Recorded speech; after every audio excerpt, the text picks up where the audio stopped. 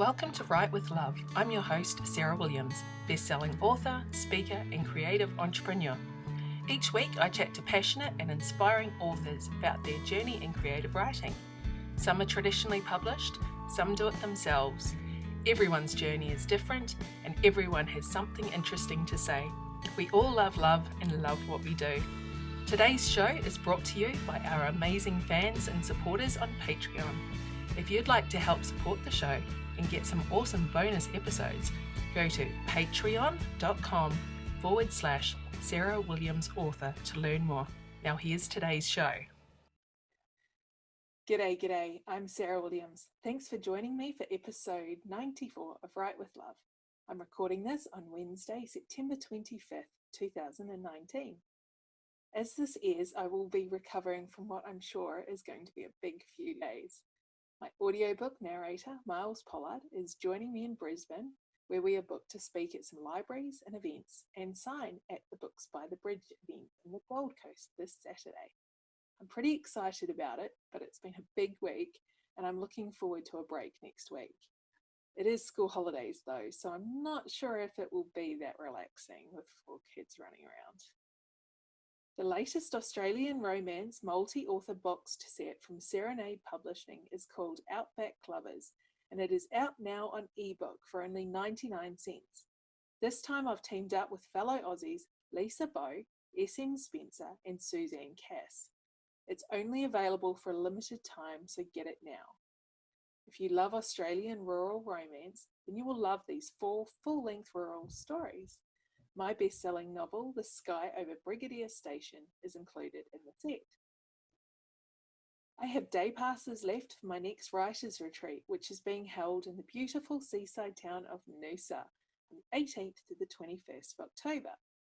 If you want to write a book or learn how to make your marketing dollars go further, then book your place now. All the info is on my website. If you are an author who would like to be a sponsor or get a shout out on the show, send an email to sarah@serenadepublishing.com or become a patron at patreon.com/Sarah Williams Author for more information. Right, time for the interview. Today I'm talking to the lovely MPhil Douglas. So enjoy the show and I'll see you next week.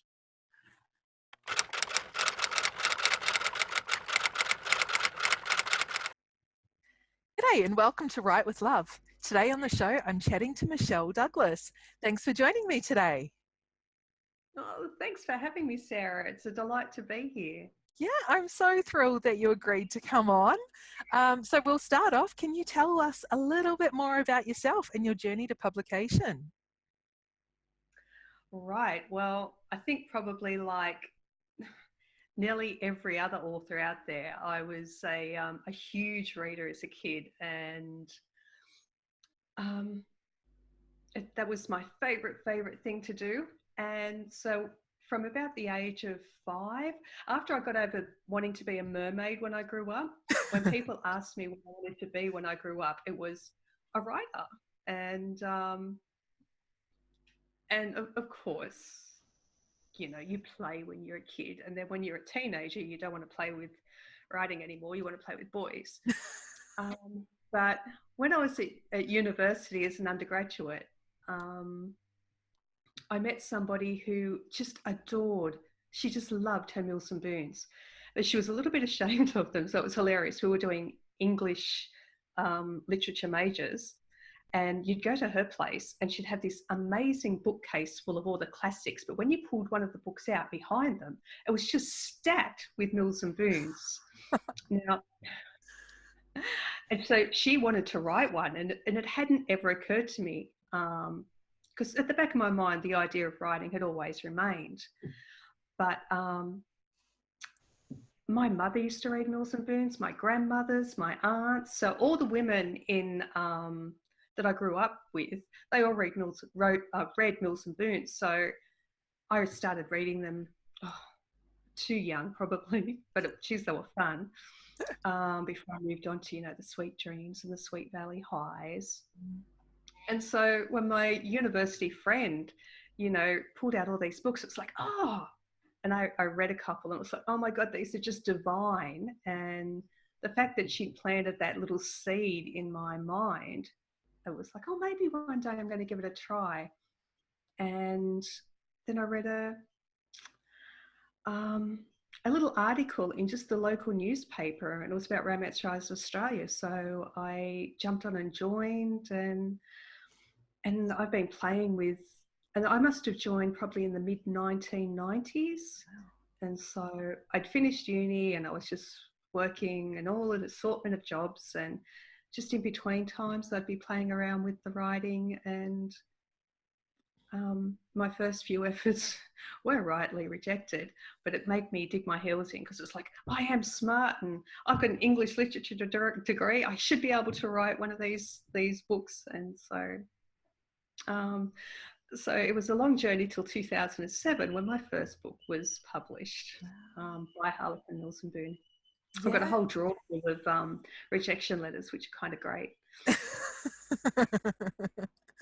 Oh, it's awesome that they were the ones who finally signed you, though.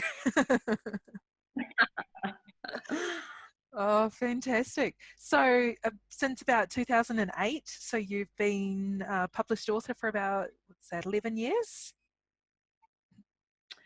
Yeah, my first book came out, I think there was some sort of serendipity involved. It wasn't foresight on my part. But I'd set the book at Christmas time, because I just would always, whatever time I was started writing a book would be the season I would set it in. And I think somebody had a personal crisis who was due to write a Christmas book, and there was a slot that became available, and mine just got pushed up the slush pile. And so it was actually released December 2007. Yeah. So I had so I got picked up in the February of that year, and it was like pretty short compared to what most people wait for having their first book, see it on the shelves. Yeah. So super exciting. Absolutely. So you've been with Harlequin all this time. Each time you write, how is this process now? Is it they're pretty much automatically going to pick up your next book, or you're contracted, or how does that all work? At the end of each contract, or as we're nearing the end of a contract, at the moment I'm writing, I signed 3 book contracts, and I generally decide the delivery dates. We'll negotiate on that. Yeah. But I saw my editor when I was in New York at the Romance Rise of America conference, so we snuck away for a schmoozy coffee, and she said, oh, you're going to be up for contract at the end of the year. And it's like, I'd recently completed a PhD, and that had, I'd been writing 3 books a year, and then I wrote 2 books a year during the PhD, and she knew that the PhD was coming to an end, and she went, so maybe we can write a few more. It's like, oh, I might be able to write 3 books next year. So verbally we've agreed to a 3-book contract. So yeah, I think I've almost dotted the I's and crossed the T's on book 28. And so you get used to working with a company and the way they do things. And so... Yeah, fantastic. Yeah. That's so exciting. I'd be gutted if they went, oh, it's been really nice working with you, Michelle, but don't call us. And they wouldn't do that. No. So that won't happen. Oh, it's fantastic.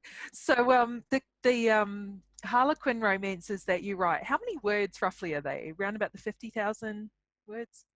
Yeah, they're 50 to 55, but I write for the Harlequin romance line, which is the forever line in Australia, and they have a really big foreign following. And so to have your books translated, it's probably better to be closer to the 50,000 word mark than the 55.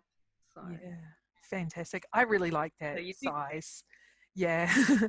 I really like that size. I write that size, and when I am looking at books, I go, 50,000. I can read that so easy, but these 100,000 words. You can just whiz through it as a reader, and as a writer, I can be so terribly and utterly practical when it comes to the routine of writing. So it's like, generally, it never works out this way, but in my mind, 50,000 words, that's 10 chapters of 5,000 words. That's 2,500 words written a day. It will take me 20 days to write a book.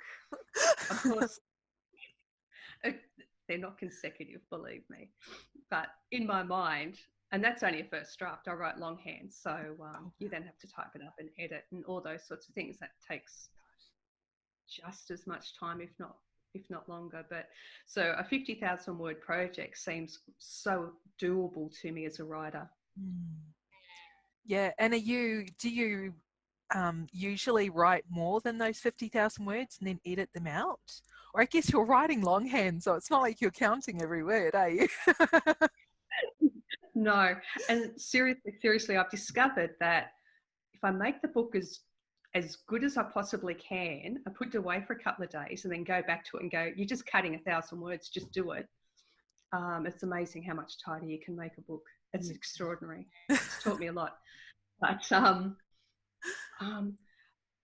I'd love to come in at like 48,000 words and then, you know, because you always get revisions, even if they're just tweaks or we'd love an epilogue, and, you know, always add words during the revisions. And I was so happy. The book I've just finished working on today came in at 50,200 words. I was like, yay, that's like nearly spot on. And of course, I've been fiddling and playing and, okay, you know, they ask if you can, could you just make this a little clearer or blah, blah. And yeah, I've somehow added 2,000 words. Oh, nice. Oh, well. At least you didn't take them out. And what heat level do you normally write? What are you comfortable with? Okay, so traditionally the forever romance line used to be called Sweet, and until recently, traditionally it was bedroom door closed, but they've loosened those guidelines. So some of the foreign markets are asking for, you know, a little bit more detail, things to be a little bit more explicit and steamy on the page. So we've been allowed to stretch our wings a little bit. Anybody who's, you know, any writer who's not comfortable with, you know, opening the bedroom door is certainly not being pressured to write sex scenes. And they're certainly not on the level of, you know, it's not erotica by any stretch of the imagination. But so you're putting a little bit more in there on now? the sweeter end of, what was that? Are you putting a little bit more in there now? I don't know if I should tell this story. I'm hoping your viewers are open-minded and they are. Don't worry. I've had Claire Connolly and Amy Andrews on this. You're all right. Brilliant. Well, just before the New York conference, we notified that these, you know, we were allowed to play with these boundaries a little bit. And so when I met my editor for lunch, it was like, so how do you feel about oral sex on the beach? Because that's what my hero and heroine it's just happened. I said, I can pull it back, and she's like, tell me how you did it. And I did. And she went, just make sure that you're not too euphemistic and that everybody knows exactly what's going on. And it sounds great. And it was like, and so that's the book I most recently got revisions on, and they love that scene. So fantastic. I think we're getting so used to it as well. Like, you know, like with Sarah Maybury and Amy Andrews, who I've had on the show, you read it and you're just captivated. Some of these scenes are just so well written.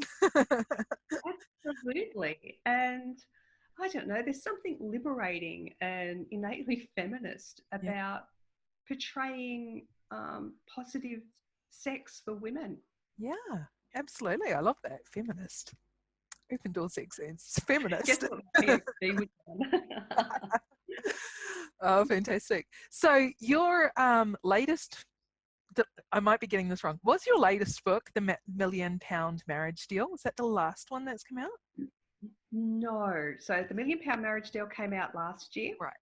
No, it was July last year. So my most recent release was Miss Prim's Greek Island Fling, which I love that title.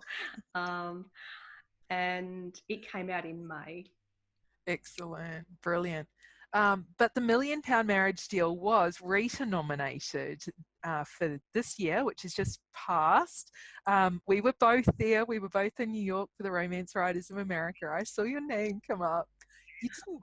I mean, that must have been amazing to have been nominated for a RITA. It was. You know, you have these highlights in your writing career, and obviously getting the call and being offered a contract is the biggest.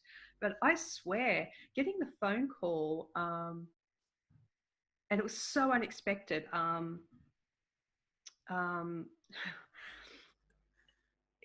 I always thought that if, you know, an Australian or a New Zealander was going to get the call for, oh my God, you finaled in a RITA, it'd be like 2 or 3 o'clock in the morning.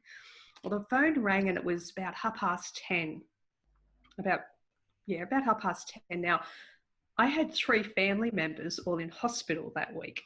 Unexpected. All of them are fine. But I'd been at the hospital all day, which is like 40 minutes away, and I'd gotten home and I was on my second glass of red and it rang. And I was like, that's going to be in the hospital. And I'm in no fit condition to drive anywhere. And so I picked it up and I said, hello. And there was this accent on the end of the phone. And I thought, oh my God, telemarketers at this time of night. And I was about to launch into, you have to be joking me, when the person said that his name was Damon Swade. And I went, oh my God. And my husband was at the sink and I'm going, Rita. And trying to be really cool and just not. So it was just such a thrill. I couldn't believe, I couldn't sleep that night. I was just like, oh my God. And to be a finalist with Amy Andrews, who's a good buddy of mine, and she rang me 8 o'clock the next morning, oh my God. So by that time we realised who all the other finalists were. It was just the biggest buzz. I hope everybody I know who's a writer gets a chance to be a RITA finalist, because I just say to everybody, like compare notes, going, oh my God, isn't it just the most exciting thing? Yeah, it's definitely on my wish list for happening one day. Mind you, that book, I entered it in everything. So the National Reader's Choice Award, the Bookseller's Best Award, the RITA, the Australian Ruby, the Holt Medallion. I threw it at everything, and not a brass or a zoo from any of the others. So it goes to show how subjective the judging process can be. So, yeah. I mean, I think you've got to have a book of a certain quality, and I'm proud of that book. But yeah. No. That's it. Well, congratulations on your nomination. At least you can say you've got a RITA nomination. And you will win. One year you will win. So can you tell us about the £1 Million Marriage Deal? Tell us about the story, in case anyone wants to go out and buy it. The story really just started with a germ of an idea where I had a vision of a heroine laughing and saying, I'd marry you for £1 million, Will. And so that's where the story was born. So they're 2 friends, and he's being kind of blackmailed by his grandfather into getting married and settling down. And he's obviously not the least bit interested in doing that, but he has a Down syndrome sister who he adores there. She's a delight, and if he doesn't marry, then she's going to lose her home as well. That's the blackmailing element. And so when he's talking about this with the heroine, she's like, I'd marry for £1 million. And she is joking, but it gets him thinking, and he's like, and she needs the money. That's why she's laughing at, well, that's why she's made the joke. It's like, but if I had £1 million, I could turn my life around. And she's got a friend she wants to help in drug rehab, and so they decide to band forces. And so it's a friends to lovers. She's really, she's the little sister of his best friend, but her brother died 2 years ago, so they're both really grieving very strongly still. Yeah. And so it's working through their grief, and there's that attraction there that they're fighting because they don't want to do anything to spoil the memory of her brother. So sounds it cool. became a whole lot more emotional than I envisaged in the early days, but it was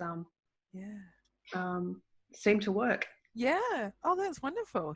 So we just covered a couple of tropes in there, the friends to lovers and marriage of convenience, those sorts of things.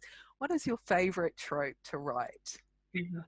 It is friends to lovers. I don't know if it's my favourite to write, but it's my favourite to read. I love it when friends finally see what's been under their noses all the time and take that leap of faith. There's so much history between those sorts of people. They know each other so well, but then they discover a different side to each other, which is, I find, always really fun. Yeah. And probably for the same reason, I love reunion stories. Yeah. You know, people who, for whatever reason, broke up and then see each other again a few years later. Yeah. No, I like that trope too. But you know what? I always feel like if we don't get to see them meet for the first time, I always feel a little bit like, oh, no, that's the best bit. I never thought of that. See them originally. I love the meat. I love the cute meat. All right, so you're also in a blog group called Love Cats Down Under.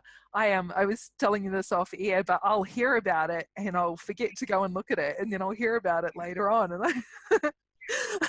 I'm like, come on, I need to remember that. So tell us what Love Cats Down Under really is and how you guys all got together in the first place.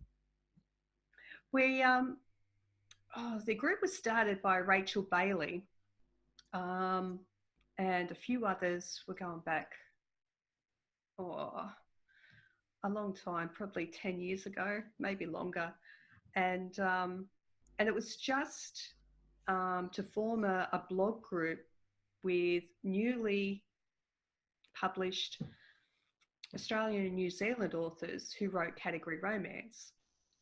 It's sort of, well, it's a reader focused blog, so the posts are meant to be informative for readers or entertaining or those sorts of things. And over the years, of course, people have dropped out and new people have come in. Occasionally we do special projects with each other. Stephanie London, who was a love cat for a while, she headed up a Christmas anthology with a few of us. That was a lot of fun. And we've done the odd panel presentation at Romance Rise Australia. We're going through a little bit of a change in focus. We're thinking that we might be, this is breaking news, we might be moving the blog more to a private Facebook group. It seems to be more of our readers are at Facebook now rather than going to a dedicated blog. Yeah. But we, such a great bunch of women. And so we generally grab a table or two every awards dinner at the Romance Rise Australia conference, and there's usually meetings and in someone's room over many bottles of wine and chocolate. Yes, I saw Amy Andrews the morning after one of your meetings. I know she blames me for more than she should. She does, We laugh because at the last conference, we discovered we were right next door to each other, rooms next door. Oh, that's so cool. We should have an adjoining hall. Excellent. So I think if people want to check out more of what Love Cats Down Under is doing at the moment, I was just on it and I saw Christmas recipes. Like, Like, Claire, what are you thinking? I don't want to think about No. I think, is it lovecatsdownunder.com.au? Yep. Guessing, yep. Or a blogspot. Just do Love Cat or go to Facebook and we're there as well. Excellent. And Yeah. so what are you working on at the moment? I'm just finishing up the final bits on, well, we don't have a title for this one yet, but speaking of reunion stories, it's a reunion story. And it's just been oodles of fun. I'm a beach tragic. I've got to stop setting books at the beach. My last 3 books have been either on a Greek island or an island off the coast of Brazil, or this, I called it Mirror Glass Bay. It's a fictional beach town near Byron. Yeah. And the heroine's trying to revitalise her town, tiny little country town, and the hero who betrayed her so badly 4 years ago and has been looking for a way to make amends ever since, comes in to try and help her. Oh, it sounds awesome. They have to get over the past and forge their way forward and have oral sex on the beach. Of course, I really want to read this one just for the oral sex on the beach. Fantastic. Well, where can we find you online and keep up with everything that you do? My website is michelle-douglas.com, and I'm on Facebook and Instagram. I think all the links are on my webpage. I'm actually in the process of updating my webpage, so the old one's there and it's got most of the info, but keep your eyes out because hopefully the new one will be there in another month or so. And fantastic. And I think I'm on BookBub. There's so many things to be on, and it's like, wow. Yeah, we writers just keep way too much time on social media and other sites.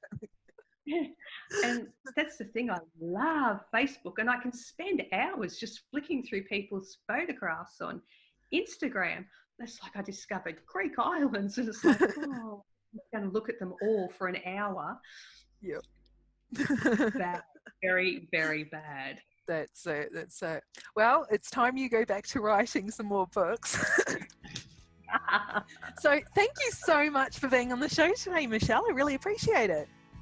Oh, thank you for having me. It was good fun. Thanks for joining me today. I hope you enjoyed the show.